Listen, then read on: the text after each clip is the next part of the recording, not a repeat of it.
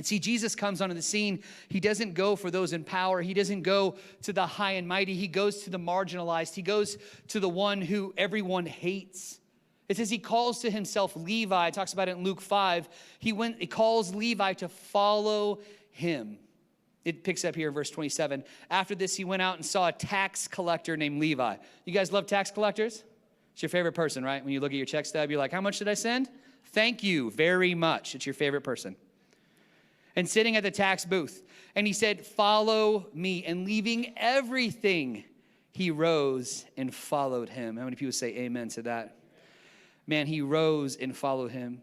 You know, I think about marginalized people. I was thinking about my friend Jeremy. Celeste and I had a chance to be in LA 2 weeks ago and be at his church, Fearless. And I think of my friend Jeremy. I went to college with Jeremy for just a hot second. He was there for like a year or something. And we were overlapped in that amount of time. But he loved Jesus from the jump. He had a different story and a different background. And when he experienced Jesus, he experienced the fullness of Jesus. He just had this passion that people would know Jesus.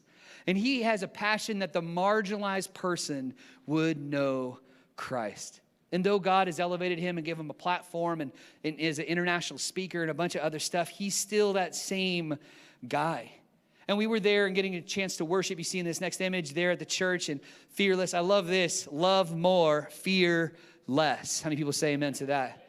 And here's the thing that caught my eye with this whole deal is we were talking afterwards and we were sharing stories and all these other things. And he would just stop and talk to these persons and just engage with them and hear the story of this one and hear the story of that one. And it was the same guy I knew when he didn't have a platform when he was in his early 20s is the same man now with an international platform. And the reason is because he has the same heart to love people like Jesus. And see, that's the same thing for you. You know, you see yourself in this place or this size or this kind of sphere of influence, and you don't see the one that God has for you by just being diligent.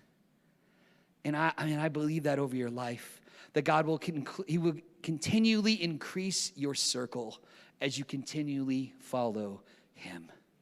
Because you'll impact more and more and more people, and those people will impact people, and you'll see your life have a huge impact on those around them.